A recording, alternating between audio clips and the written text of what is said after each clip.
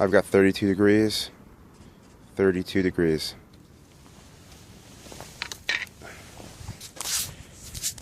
Beginning mileage is 3223. Starting mileage 3,223 miles.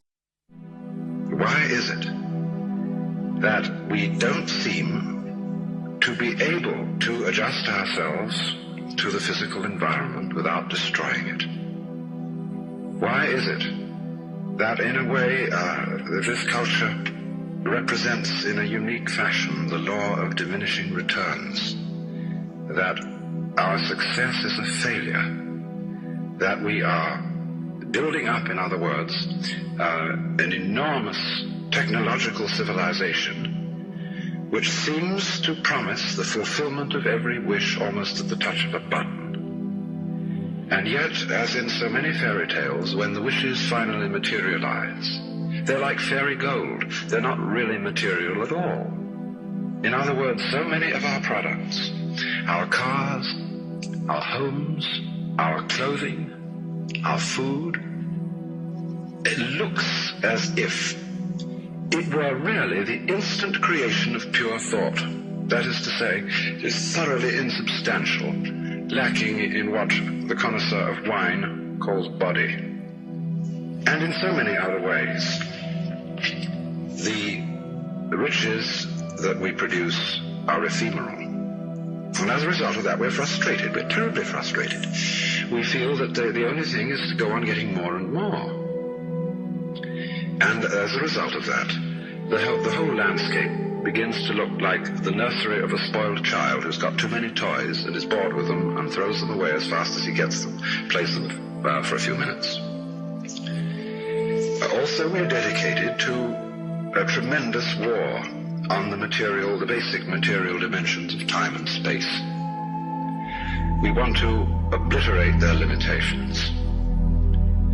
We want to get everything done as fast as possible. We want to convert the rhythms and the skills of work into cash, which indeed you can buy something with, but you can't eat it.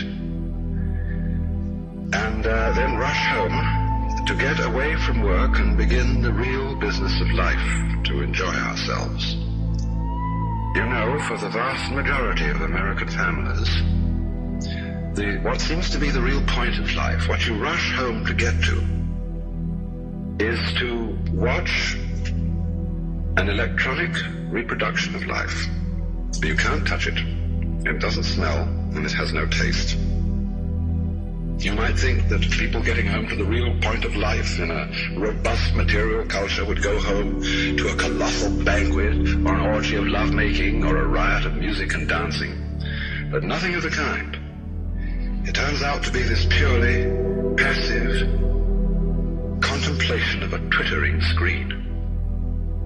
You see mile after mile of darkened houses with that little electronic screen flickering in the room. Everybody isolated, watching this thing, and thus in no real communion with each other at all.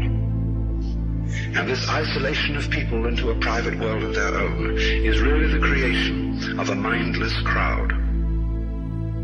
And so we don't get with each other, except for public expressions of getting rid of our hostility, like football or prize fighting.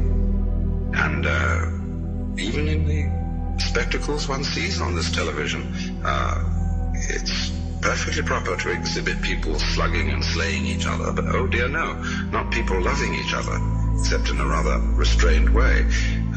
One can only draw the conclusion that the assumption underlying this is that expressions of physical love are far more dangerous than expressions of physical hatred. And it seems to me that a culture that has that sort of assumption is basically crazy and devoted, unintentionally indeed, but nevertheless in fact devoted, not to survival, but to the actual destruction of life.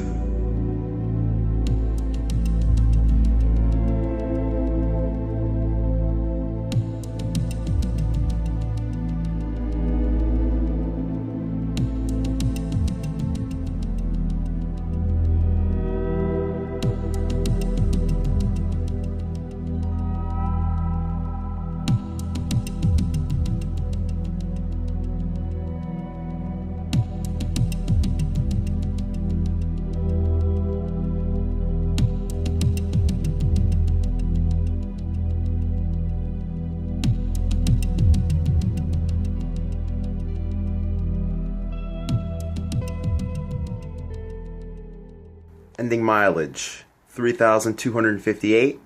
3,258 miles. Ending mileage is 3,258.